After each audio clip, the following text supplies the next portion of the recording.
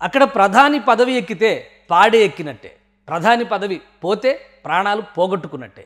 దేశం కోసం జనం కోసం నడిపించేదే రాజకీయం. ఆ రెంటిని నట్టేట ముంచేదే పాక్ ప్రజాస్వామ్యం. మతం పేరిట నీతి పన్నాలు చెప్పే పాకిస్తాన్ మార్చే ఊసరవల్లి రంగుల్లో ఆఖరి వ్యూహం భారత ద్వేషం. దానికి మూల్యం సొంత దేశమే చీకొట్టడం. ఈ పులి మీద సవారీ పూర్తయిన తర్వాత ప్రాణం పోవడమే. పాకిస్తాన్ దశాబ్దాలుగా అనుసరిస్తున్న విధానం ఇది. 1947లో భారత్ పాకిస్తాన్ విడిపోయాయి. భారత్ ప్రజాస్వామ్యం రోజు రోజుకి బలోపేతమై అమేయ శక్తిగా నిలబడింది. కానీ పాకిస్తాన్లో అధికార దాహం, విద్వేష రాజకీయం, ఆర్మీ ఆధిపత్యం అరాచకత్వంలోకి నడిచింది. అది ఎంతగా అంటే అక్కడ ప్రధాని పదవి చేపట్టినవాడు కోరి చావుని కొని తెచ్చుకున్నట్టే.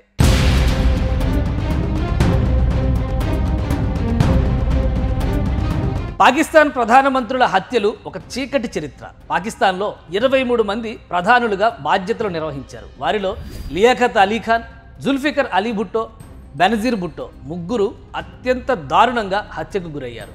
అధికార దాహంతో జరిగిన కుట్రలు సర్వసత్తాక శక్తిగా మారాలన్న పాకిస్తాన్ ఆర్మీ అహంకారం దీనికి కారణం.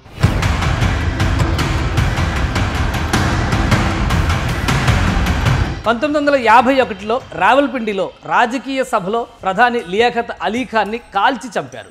ఈ హత్యకు కారణాలని వెలికి తీసే ఆసక్తి కూడా పాకిస్తాన్ పాలకులకి లేకుండా పోయింది. దీనికి కారణం హత్య వెనక ఆర్మీ కుట్ర ఉందనే వాదన.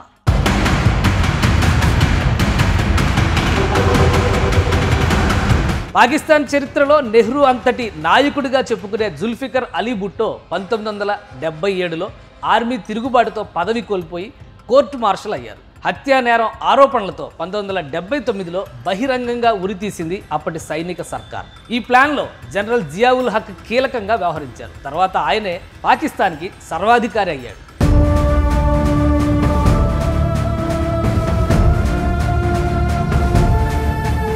స్వాతంత్ర్యం పొందాక ఎక్కువ కాలం ఆర్మీ గుప్పిట్లోనే ఉన్న పాకిస్తాన్ 1990వ దశకంలో కాస్తంత ప్రజాస్వామ్య రాజకీయాల్ని రుచి చూసింది.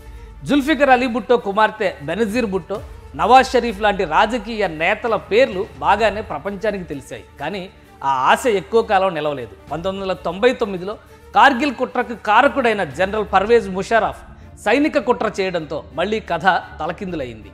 నాయకులంతా దేశాంతరం పోయారు. చివరికి బెనజీర్ భుట్టో 2007 ఎన్నికల ప్రచార సభలో బాంబు దాడిలో హతమయ్యారు. ఈ హత్యని తాలిబాన్కి ఆపాదించారు. కానీ ఐఎస్ఐ, ఆర్మీ ప్రమేయం ఉందనే ఆరోపణలు బలంగా ఉన్నాయి. ఇక నవాజ్ షరీఫ్పై కేసులు పెట్టి చుక్కలు చూపించారు.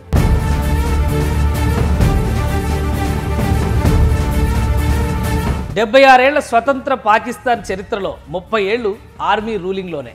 అయూబ్ ఖాన్, యాహ్యా ఖాన్, జియావుల్ హక్, పర్వేజ్ ముషర్రఫ్ ఈ నలుగురు జనరల్స్ దేశాన్ని డిక్టేటర్స్లా పరిపాలించారు. రాజకీయ నాయకులు అసమర్థులని, అవినీతి పరులని ఆరోపిస్తూ ఆర్మీ అధికారాన్ని చేపడుతుంది. కానీ నిజం ఏంటంటే ఆర్మీకి అధికారం, ఆర్థిక లాభాలు, రాజకీయ ఆధిపత్యం కావాలి. ఆర్మీ ఆధిపత్యాన్ని సవాల్ చేస్తే ఎలాంటి నాయకుడినైనా తొలగిస్తారు. 1999లో ముషర్రఫ్ తిరుగుబాటుతో నవాజ్ షరీఫ్ జైలు పాలయ్యాడు. 2022లో ప్రధాని ఇమ్రాన్ ఖాన్ ఆర్మీతో విభేదాలతోనే పదవి కోల్పోయి 2023 నుంచి అవినీతి ఆరోపణలతో ఇప్పటికీ జైల్లోనే మగ్గుతున్నాడు. కాంప్రమైజ్ అయితే ఓకే, లేదంటే దేశాంతర వాసమో మరణదండనో ఖాయం. అందుకే అక్కడ ప్రధాని పీఠం అంటే బలిపీఠం. పాక్ ప్రజలు నిరుద్యోగం, ఆకలి బాధలు, ఆర్థిక సమస్యలతో మగ్గినప్పుడు భారత ద్వేషం, కాశ్మీర్ వాదం తీసుకొచ్చి భావోద్వేగం రెచ్చగొట్టడం అక్కడ సహజం. ఉగ్రవాదుల్ని దేశభక్తులుగా, అల్లా సేవకులుగా చెప్పి సన్నాసి రాజకీయం చేస్తారు.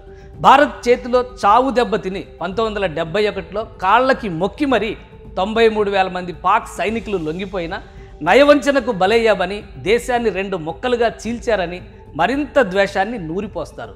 ఈ నక్కజిత్తులు గతంలో నడిచాయి. ఇప్పుడు అభినవ భారత్ అమేయ శక్తి ఏంటో తొలి రోజే చూసింది పాకిస్తాన్.